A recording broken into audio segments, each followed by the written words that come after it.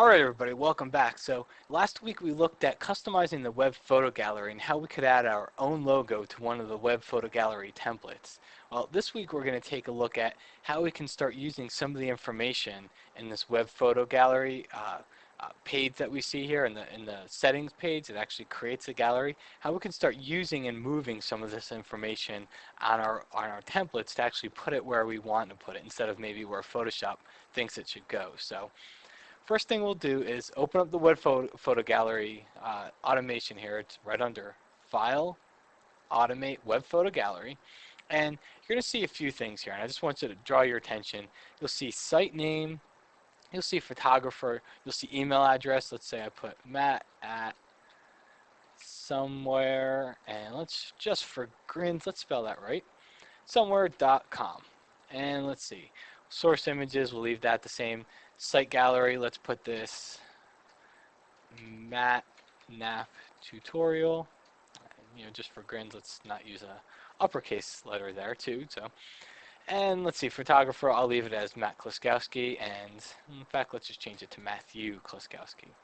And then the date today is 5/25 of 05. So there you can see some settings that we get to put. Well, Photoshop actually remembers these, and there's something called a token inside of these gallery templates that we looked at last time that actually tells Photoshop where to put this information. So we're going to get a little bit technical on you here.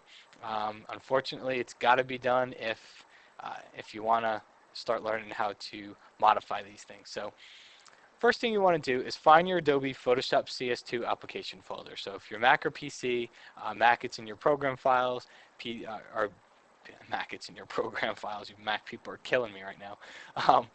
PC people, it's in your program files, Mac it's in your applications folder. Find your Photoshop CS2 folder, then go to presets, then go to web photo gallery, and then the one we're working with is called horizontal neutral.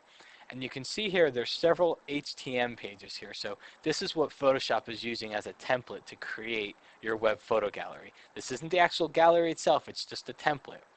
Now we're going to have to go in here and edit some of them. So I use Dreamweaver, and the page I want to edit is this index page. So I'm using Dreamweaver. Again, hopefully we're not going to get too crazy for you here. It's just some HTML. It's really not too hard if you've ever created a website before. Alright, so you can start to see this is the index page. Well, you can see a couple things right off the bat here. Title. And notice how it's got these little percent signs in front and back of it.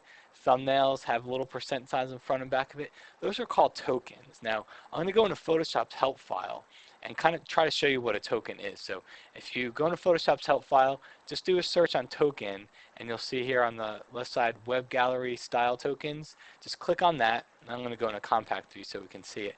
And this just tells you all the various tokens that Photoshop will use. So you can scroll down here and you can see we've got one for photographer. We've got another for page. We should have one down here for title. And then there should be one up here maybe for something like date. Yeah, there we go. So there's date. So these are all tokens, file info, file name. These are all things that we can put into our files here. So that's just where you can find more information about it in the help file. Let's get back into Dreamweaver. And what I've decided is this is where Photoshop will put thumbnails.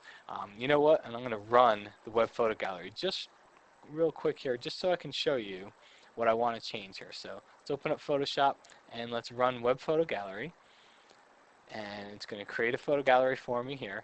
And what I've decided here is I want to put my name. Notice how it puts it up here. That's the photographer name. That's the name of the gallery that we gave it. Remember how we called it Nap tutorial? That's the name. Remember how I appended HEW instead of Matt, I typed in Matthew. So, and then there's my email address that I just typed in. So Photoshop uses these tokens to know where to put this stuff. So what I decided I want to do is, let's say I want to put my name and email address right under the thumbnails down here. Well, I need to find the right page for that. I've looked through the files here, so there's no easy way I can tell you to do this, except you're going to need to look through the files and try to figure out what Photoshop's doing. I figured out it's using this index page to put those thumbnails, and you can see here, right there, there's the thumbnails token. So Photoshop is putting thumbnails there, so right under it, I'm right inside of an HTML table here. I'm going to create a new table row, TR, and I'm going to say align equals center, just like the one up top does, and then I press enter. So now I've got a new table row, and then I'm going to create a new table data cell. So I'm just going to type in TD and press enter. So now I've got a table row, and then I've got a table data cell right in there. And then right inside of it, I'm going to type in percent photographer and percent. And if you remember back to our little look at tokens here, photographer is indeed one of our tokens. So that's what I typed in there.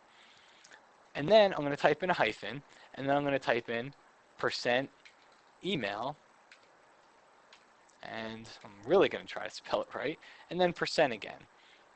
So now I've got two tokens in here, and when we run this, first of all, I'll save it. So Control S to save it. I'm in Dreamweaver. I saved that file. I've actually made a modification to it. Now I'm going to go back, and I'm going to delete all the files from my web photo gallery that I just created. I didn't actually delete the web photo gallery template files. I deleted that new folder that I created that holds my website. I'm going to go back into Photoshop, choose File, Automate, Web Photo Gallery, and we're going to leave everything the same. In fact, let's just change it. Let's change it back to, well, call me Maddie K. And that's what my friends call me. And we'll change that, and then we'll type my email address, and we'll say mattek@somewhereelse.com. Click on OK.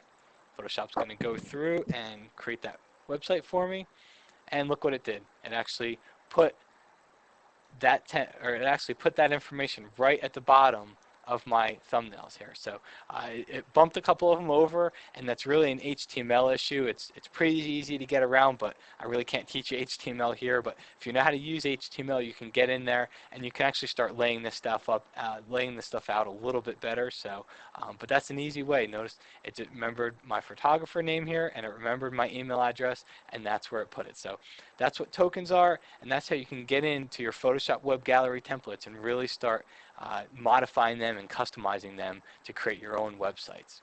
Hope you enjoyed this tutorial, and in fact both of these tutorials on the web photo gallery, and we'll see you again next time. Thanks.